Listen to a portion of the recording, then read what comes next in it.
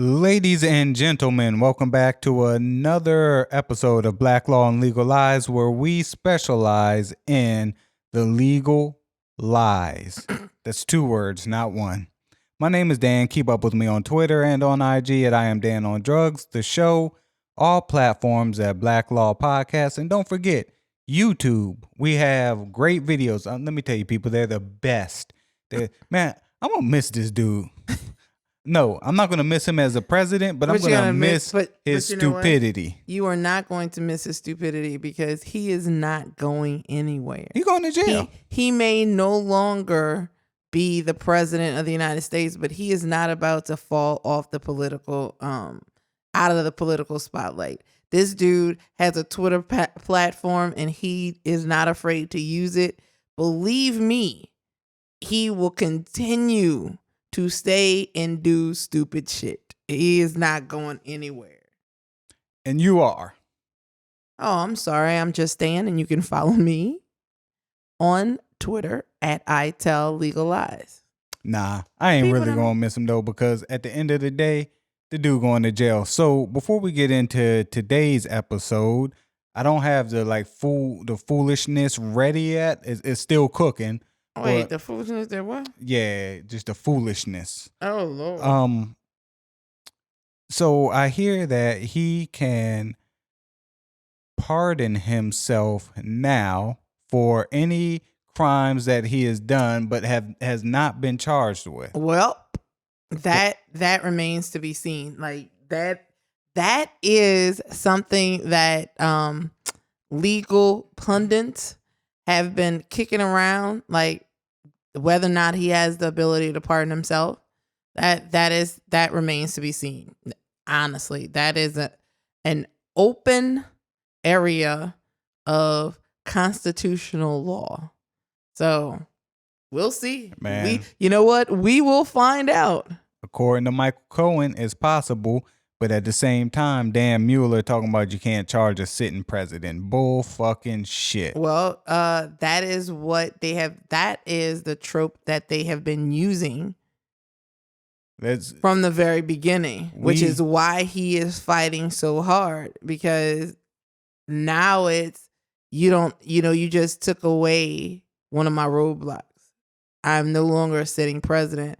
I no longer have the weight of the world and the shoulders of the weight of American politics on my shoulders.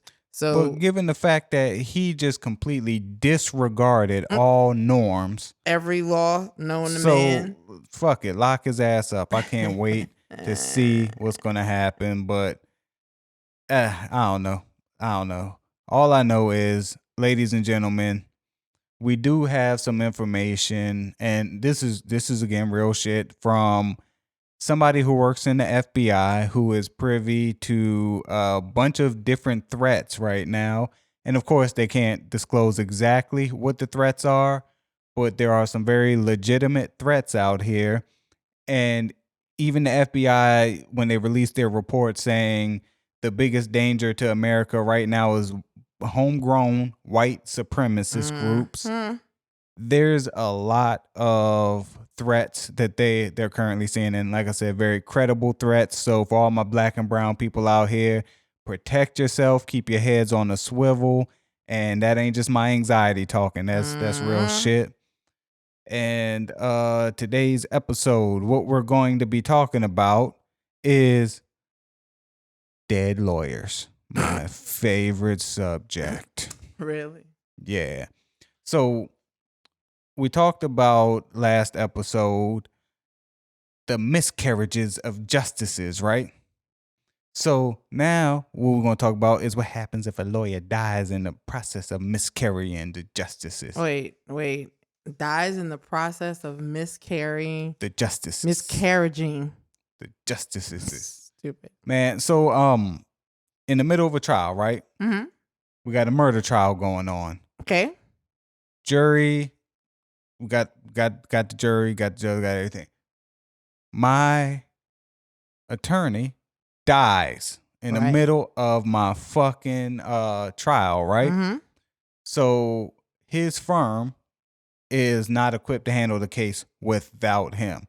I don't even know if that's a thing, but just let's say this firm can't take the case and pick up where he left off.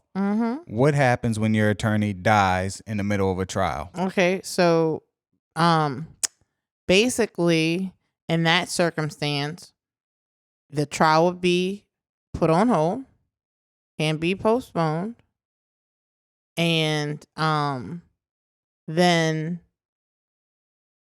you would get new representation, and that new representation would have time to come up to speed, to get up to speed on the on the trial. Now, I mean, the defendant could petition for a new trial, and the judge may or may not grant it, because like I said, if you can get a new lawyer in, get them up to speed, but you can't indefinitely, postpone the trial. So now, what if the new lawyer doesn't necessarily agree with the approach the old lawyer was taking? So doesn't agree with that defense. So they don't want to come in midstream and be like, okay, all this bullshit is some shit I wouldn't have done. I wouldn't have said. I wouldn't have whatever. So I need to start from the top. We need a new trial. Well, like I said, you can petition for a new trial. Whether or not that new trial is granted is going to be based on the laws in that state. Because, federal courts have rules that... All courts have rules. Yep, rules everywhere. So rules that are applicable to federal court may not necessarily be the same rules applicable for state court or city court. So it would depend on the rules of court. More than likely, like I said, judge may or may not grant a new trial. The rule may say that I know that if a judge becomes incapacitated via sickness or death, new trial is actually, at least on a federal level, the rules state that a new trial actually would have to happen. So same thing holds true. Prosecution? Well, as far as prosecution goes, more often than not, the prosecutor's office is not a one-man team. Right. It's a whole office. So, and more often than not, when you're prosecuting, it's not just you. If you've ever, TV is kind of true. If you've ever looked at like court TV or whatever, you'll see at the prosecutor's bench, you'll see like 3 people. Yeah, you'll see Chris Darden, Marsha Clark. Well, that's defense. Well, no, the prosecution. That's right. So yeah, you'll see multiple lawyers because they kind of tag team stuff, right? So you're going to present this part of the case. I'll present this part of the case. So if something happens to one of the prosecutors, you may adjourn court for that day, but pick up where you left off. As far as jurors are concerned, something happens to a juror, most courts have alternatives. They have alternates. Set. Just slip on in to where that other juror left. So wait, now the alternate jurors, right? Mm-hmm. Do they hear the entire case from the beginning? They hear. Where are these people? Are they sitting like acting like they're family members? Because no, for the most part, I know sometimes what you'll have is a jury room, and CCTV they can see and hear. But they can't really see the evidence. Or they can see everything. Or they will be in the court, just in like a separate, the jury box is here. They might have a little space right there for the alternates. because they would have to hear the information just in case then they need to slide into somebody's slot. Okay. And let's say in the middle of deliberation, a juror dies. Alternate. And then, You but can- see, I'm saying that it also depends on the rule of court.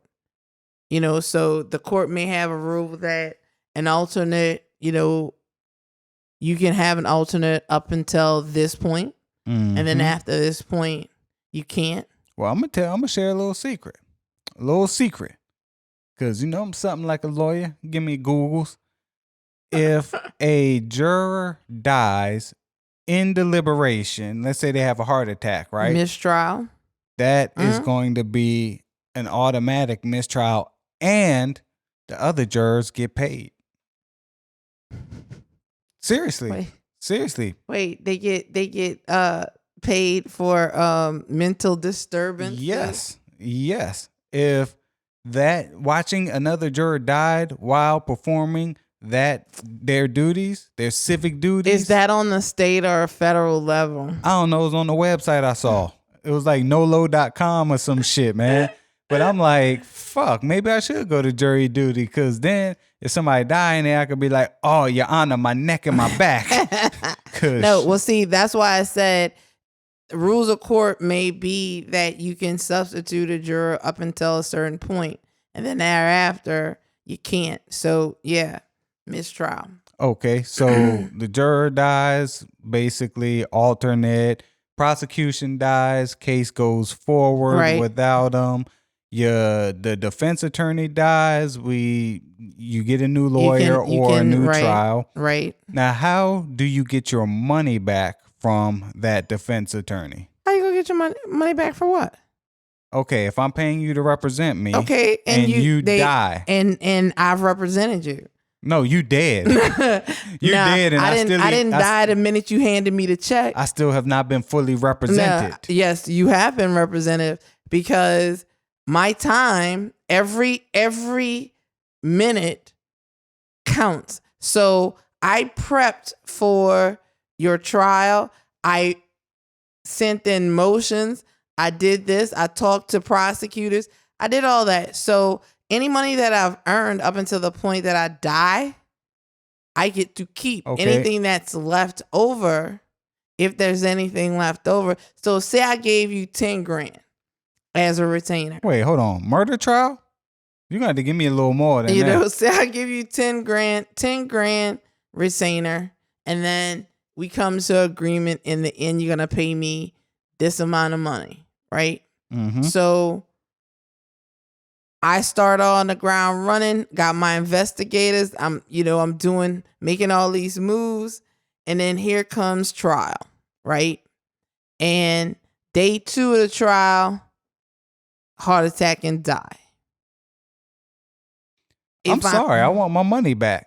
You would get you 9 times out of 10, you probably not getting a dime of that 10 grand, because most defense attorneys,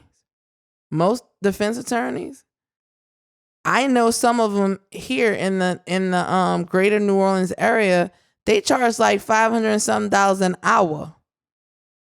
So when you start thinking about that, I've spent time prepping for your case, like as I said, filing motions, doing all this stuff.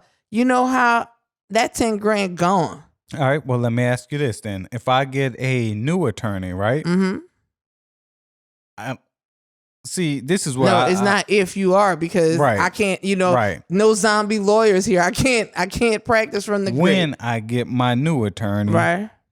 I done already gave you 10 grand. Mm-hmm. I'm sorry. You died. I want a refund, because now I got to give this attorney 10 grand, and maybe all I got is 12 grand total. So it's like, now, other than me wanting my refund back, does my new attorney get all of your records, all the shit you did? Right. Yes, absolutely.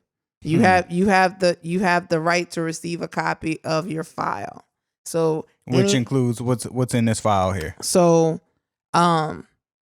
any briefs or motions or whatever that he's filed, anything that has been reduced to paper and is not what we call work product.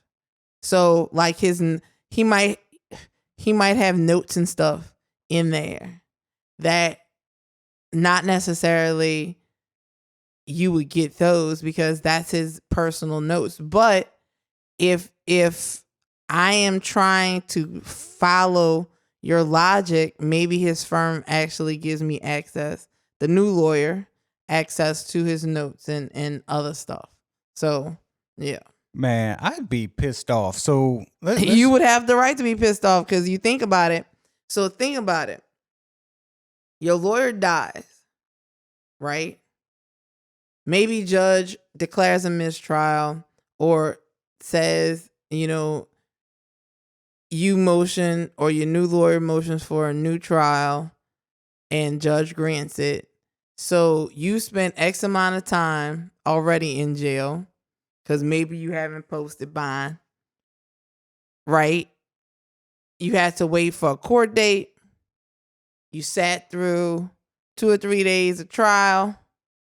Now you got to go through this shit all over again because your new lawyer has to now get up to speed. And he have other clients, so he not going to be... One thing he is not going to do is bump them. Basically spend day and night on your stuff. See, and that's the other, I guess, thing. What's the saying? Your emergency is your problem is not my emergency. Mm-hmm.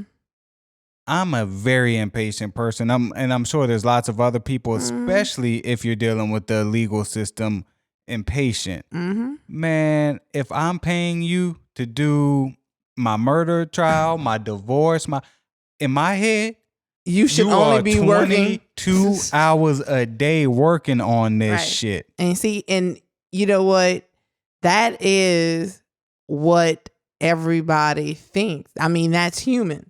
Like my issue is top priority for me. And it's not just because it's my issue, it's because I've paid you. No, so it's because it's your issue. Well, that too. But basically, if I'm getting a new roof put on my house and y'all come out on Monday and tear my old roof off and disappear for 2 weeks, like, yo, what the fuck? I done paid you to put a roof on this bitch. I expect you to be working until the shit's done. Yeah, see, well, in cases like that, most of the time, see, construction and law, totally different things. Construction can move like this. Yeah, y'all law tear shit down, construction builds shit. No, and most of the time, the wheels of justice moves really slowly. So you because you have to follow all these rules, because things have to go a certain way, rules and procedures, because you have to do that, it may be slower than you want. Everybody's impatient. It's Hell true. Yeah, I know I would be, especially if I'm sitting behind bars. Sitting in county jail. Like, that is chilling. one of the worst feelings. And I can speak to this from, again, juvenile perspective and as an adult perspective, because though I've never served any time as an adult, I have been arrested. And while you are sitting there in the holding cell, right, there's no phone in there. It ain't like on the movies where it's a payphone in there and Eddie Murphy is singing, Roxanne. Sometimes there is. It all depends on where you're at. Not where I was. Wasn't no payphones there. You had to be escorted by a CO to go use the phone. And you're sitting in there. It's like, okay, phone call. Boom. You dial a number. No answer. So now you scrambling. You're like, shit, who else do I call? Call a few people. Who else's number do I know by heart? Uh-huh. So it's like you can't get anyone on the phone. You go back to the holding cell. Now, it's not like they're going to call back and be like, yeah, somebody called me from this number. So then you're in there, and only thing you could think about is, I need to be on that phone. I need to be on that phone. Shit, what's so-and-so's number? Everybody have at least 3 numbers just in case. So it ain't like back in the day, you remember we had to remember numbers. Like these days, people rely on them cell phones. That's right. We damn sure didn't have a cell phone. You had a little black book, maybe. I was Rain Man with the numbers. I knew both my grandmother's numbers, aunts, uncles, everybody I knew their phone number.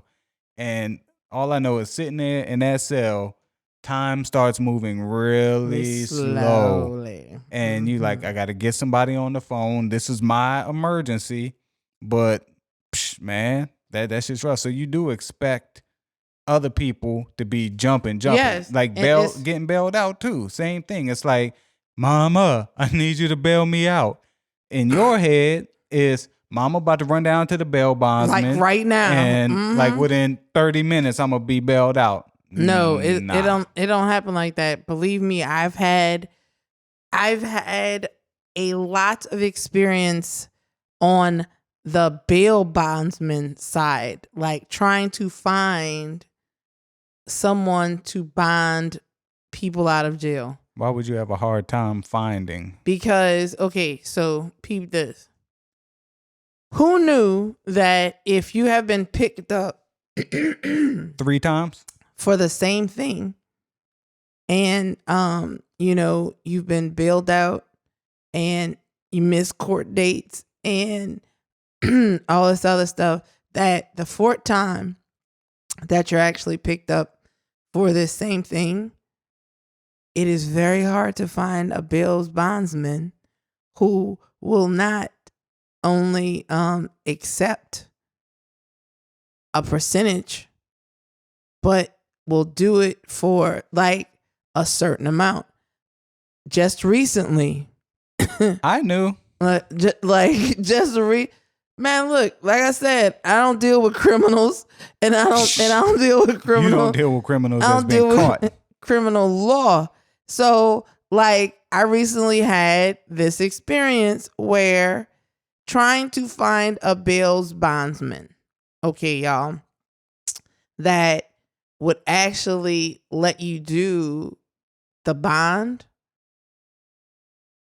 as opposed to, oh, no, they gonna have to pay the whole, nah, you got to pay the whole thing. You have to pay the whole thing. Finally finding somebody, and then the person that you find tells you, oh yeah, $1,000. It's like, wait, $1,000 as opposed to paying all the tickets, all the fines. No, I'm saying you gotta pay $1,000 for the bond. Mm-hmm. That is that not the going rate for? No, and no. Like, so it's like a 8. You got a variable interest rate. So the very first time ever got this person out of jail, I paid something like $375, something like that. Second time, it was like in the 500s, right? So third time, it was also 5-ish. This time, had people literally telling me $3,000, $4,000. Somebody said, I don't even know if they go set a bond because you might have to pay all the tickets, all the fines, and everything else. And I was like, so finally found somebody that said, okay, can get them out $1,000. And I was like, We talking drug offense? No, traffic. How the fuck do you get arrested on trap? If you have unpaid traffic tickets, don't they just like boot your car and take your car and then? Apparently not. Apparently not. Man, that's a new one for me. Oh yeah, because person has been to jail 4 times on this same ticket, and it's because, so give you a little bit more background information so you may understand now. Got this ticket and was supposed to go to court because they don't work in the state that they got the ticket in, right? mm-hmm. So was supposed to go to court, and because they were driving without a license. License had been suspended. So, got a court date.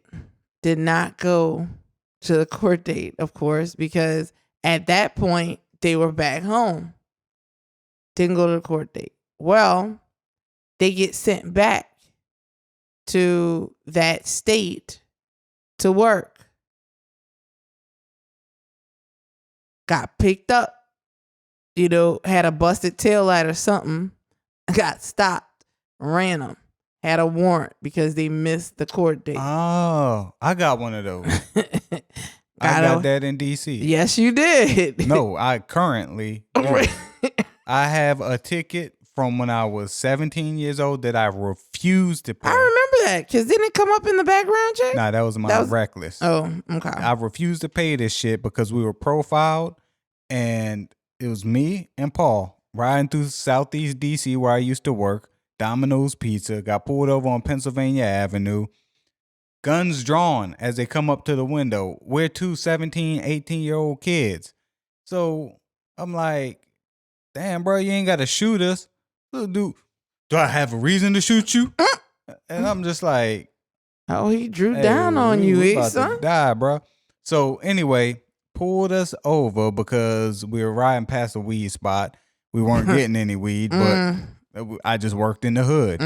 So, and we had Virginia license plates. So when you see Virginia or Maryland license plate riding through these areas, you trying to cop something. This dude said my license plate light was out.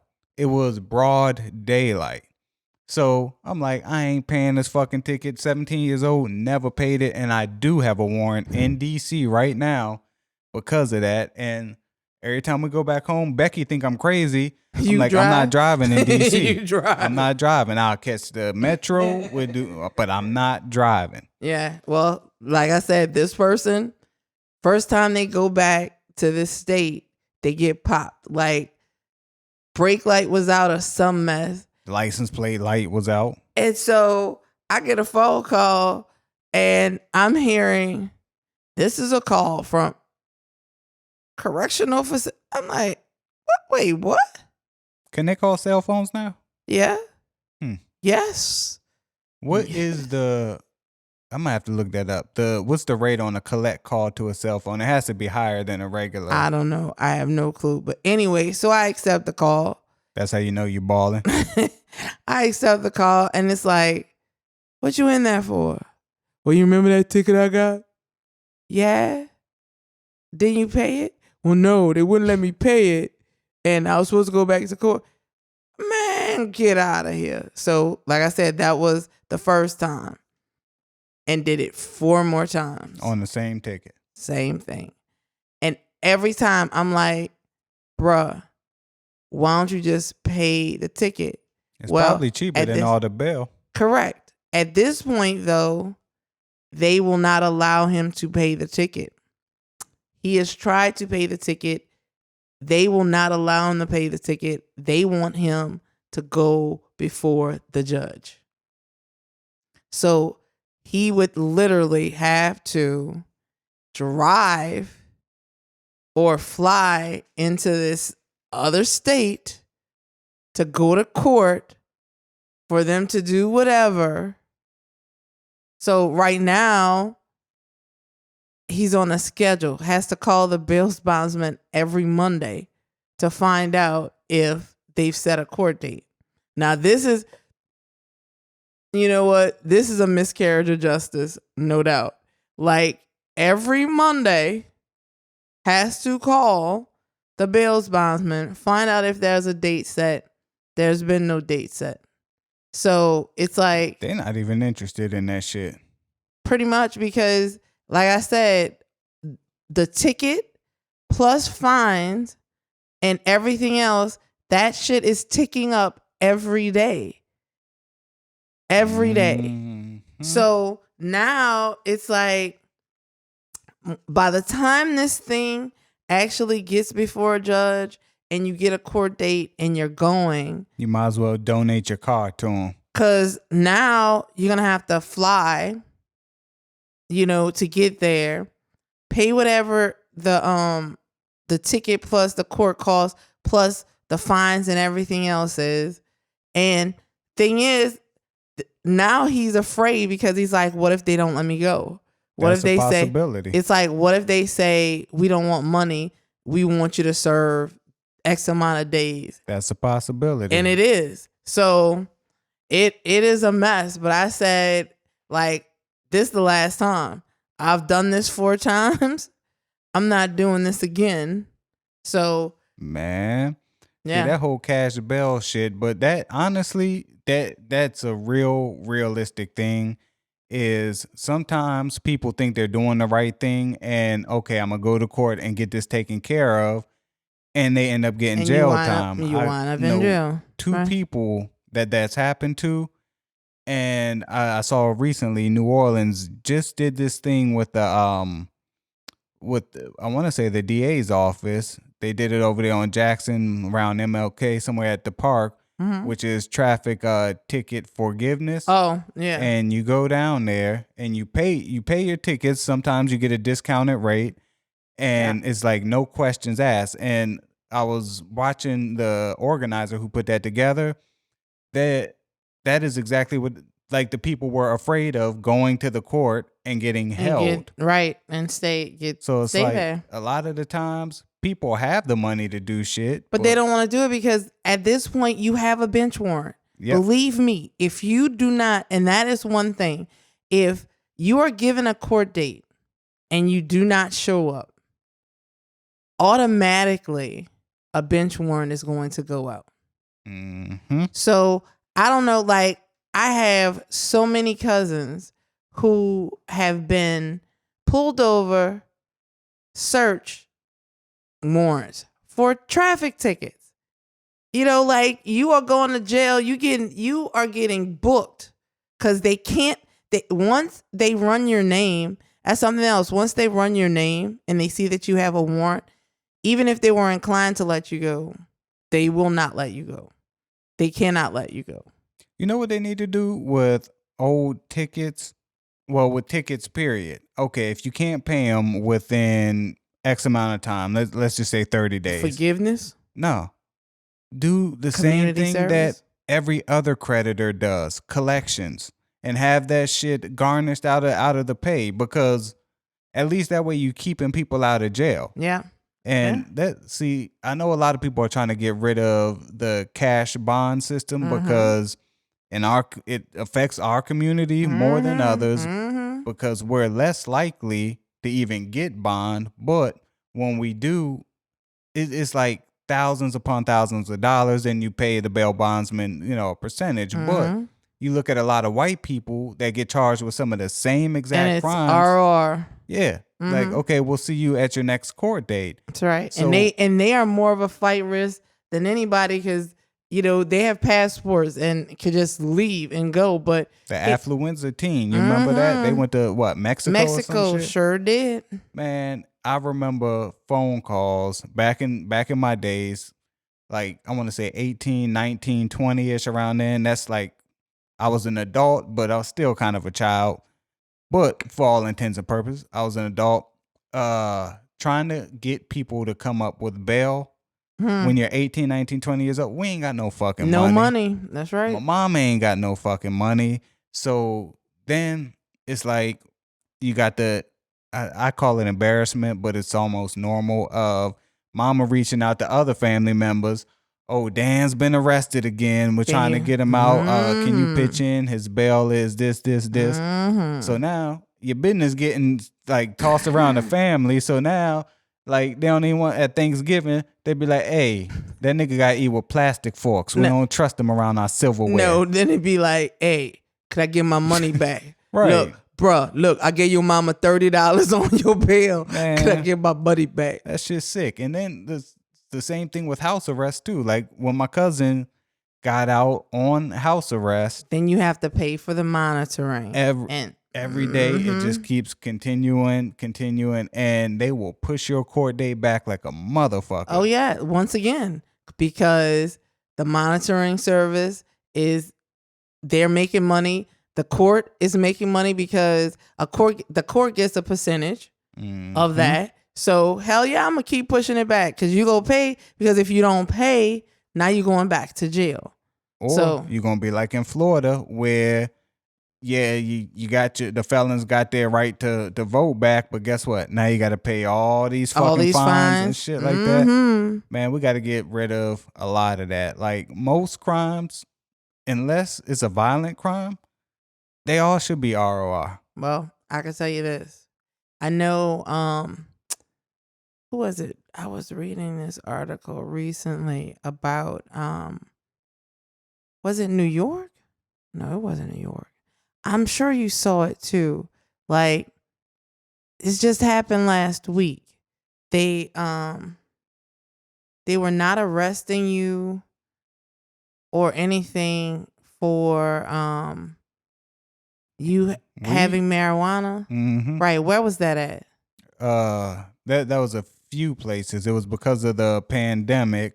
Rather than arresting you and taking you down to the station, whatever, they're just giving you a ticket, and we might see you in court in the future. Right. So, and that honestly should be in every situation. Like post-pandemic, if you're found with marijuana, that should be like a traffic ticket.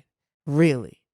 Because why? Like in most states, and I think, what is it now? 15 states? Somewhere around there.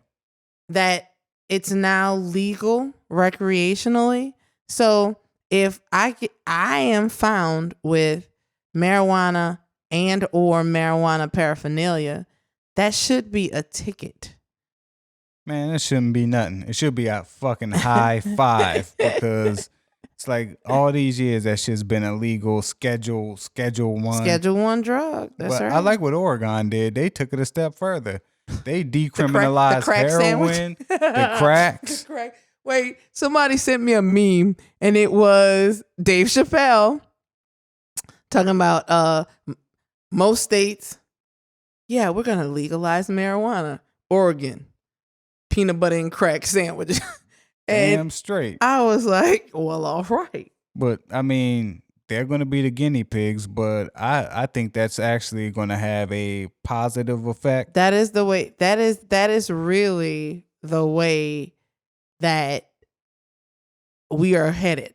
Because, you think about places like the Netherlands, where drugs for everybody. Right. Like, you don't see people going crazy in these places because marijuana and other drugs have been decriminalized.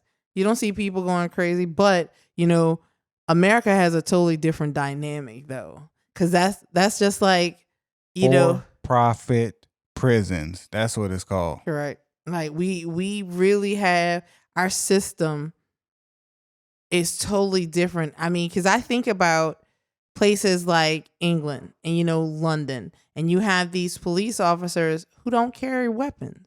Nah, you know what I'm saying? They carry billy clubs. Now, in America, if I was a cop and I didn't have a gun, they give me a billy club. Everything decriminalized in my book. Like, officer, this guy's robbing me. Okay. Yes, he is. Like, okay, but you see, I said that, I gave that example just to show the dichotomy. It's like you could walk down the street and see a police officer, and until I went there, I didn't really believe it. And it's like, then I saw it, and I'm like, yeah. Man, America has been the laughing stock of the world for hundreds of years, and it's like we're here in America, and I'm looking around like, how the fuck are we so goddamn stupid? Like, even like you got that QAnon shit. They got people in Congress now. People that believe that the Democrats are the devil, and they have and child molesting rings. Right. They have the sex ring, and in the basement of the pizza parlor, people storming pizza joints. Shot the place up.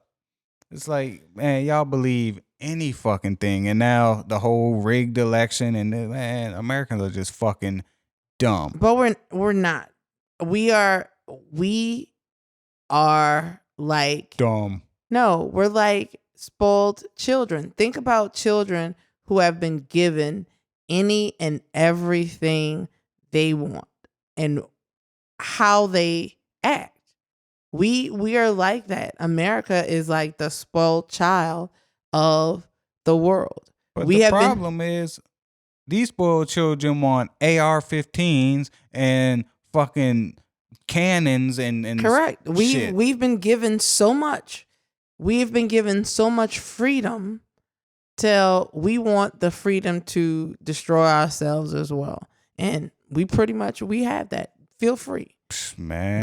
Go and do it. And that's the thing. When we decided to form a government for the people, by the people, of the people, and we wanted to have these certain inalienable rights, we decided that our country was going to be free.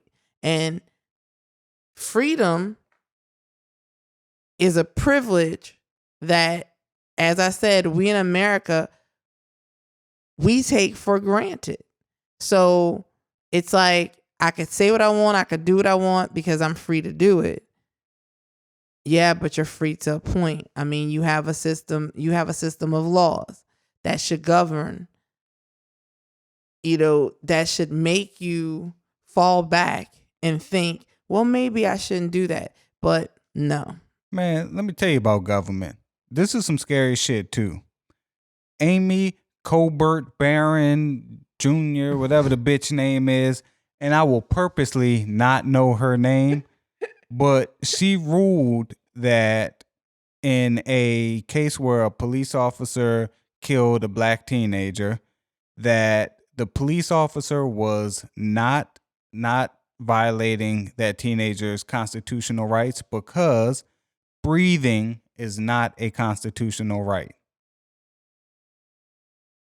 No, but life is. Look, here it is right here.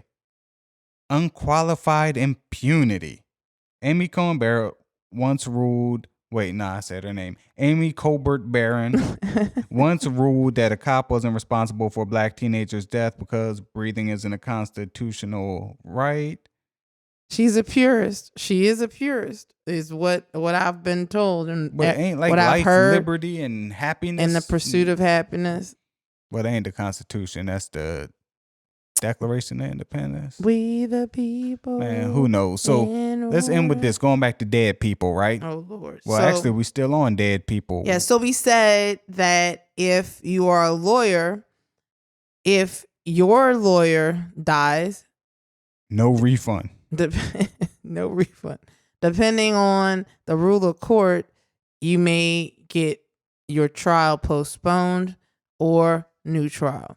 Judge dies. I know federal court, judge dies, automatic new trial. As far as prosecution, something happens to the lead prosecutor on the case is going to go on because, as I said, prosecutions don't normally try cases by themselves. It's normally a team. So somebody just now becomes lead prosecutor and we move on. Jurors. There are normally alternates. If they're not alternates, something that I should have said before,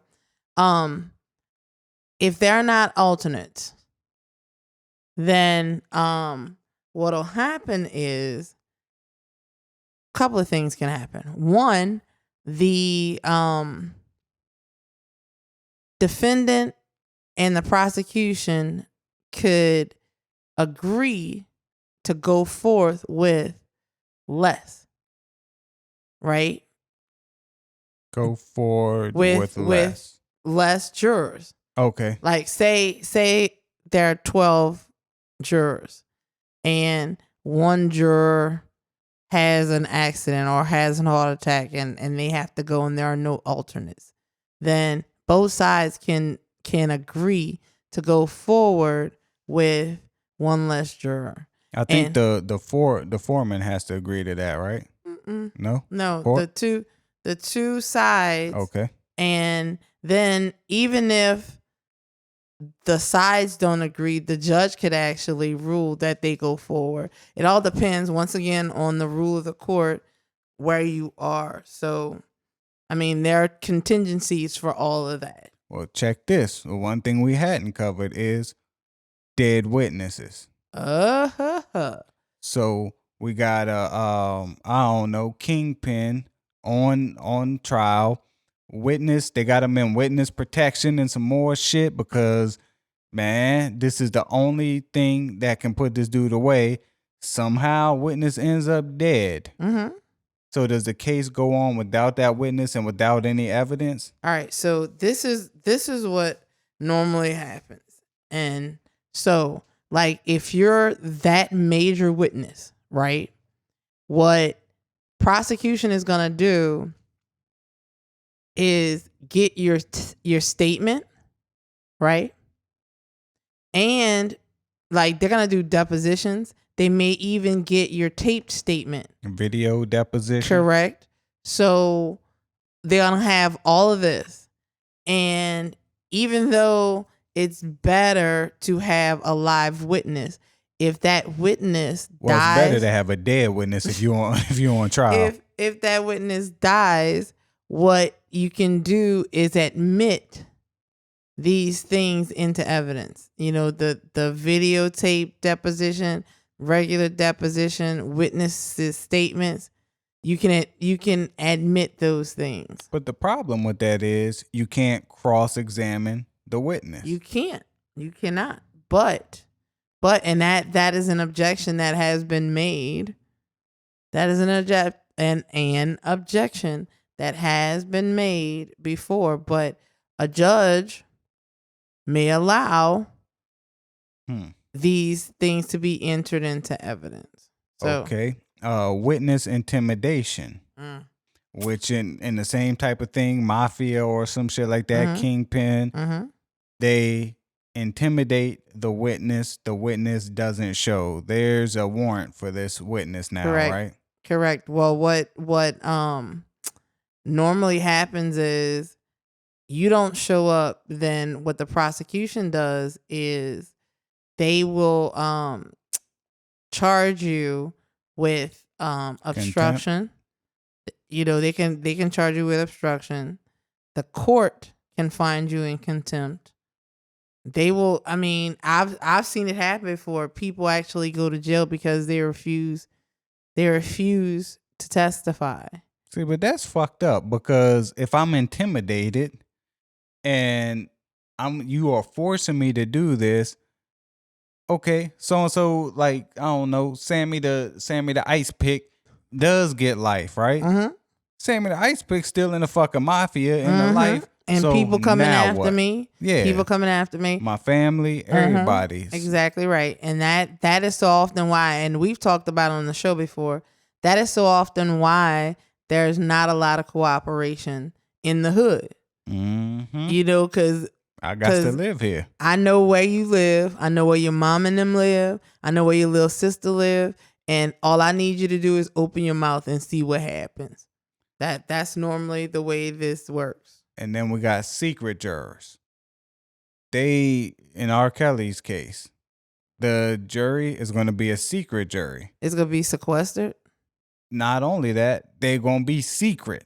Oh, so you're not going to know the names of the jury? You're not going to know shit. Even the jurors ain't going to know the names of the jurors. And wait. Back that up for me. Like, secret jury. Yes. I'll find the article. But basically it's because of his history of intimidating, witnesses, tampering with the jurors. So witnesses and jurors. So they're not releasing the names of the jurors, but the jurors will be in the court. Okay, wait, it's called an anonymous jury. Federal prosecutors in Brooklyn want to take the rare step of putting R. Kelly on trial in front of an anonymous jury, arguing in part the evidence will likely lead jurors to believe Kelly is capable of inflicting violence. Yeah, what normally happens is, as a prosecutor, of course, but as a defense lawyer, the defense lawyer as well, you get a list of the jury. Ah, right? okay. You know who is going to be a juror in your trial, right? So that's how you wind up tampering with jurors. So now I see why they're saying, no, we're not gonna tell you who these jurors are. And so according to Kelly's attorney, and I'm gonna talk just like him, to suggest that my client R. Kelly may harm a juror just because there are allegations that he may have engaged in some sort of domestic violence is just frankly insulting. Ludicrous? It is insulting and illogical.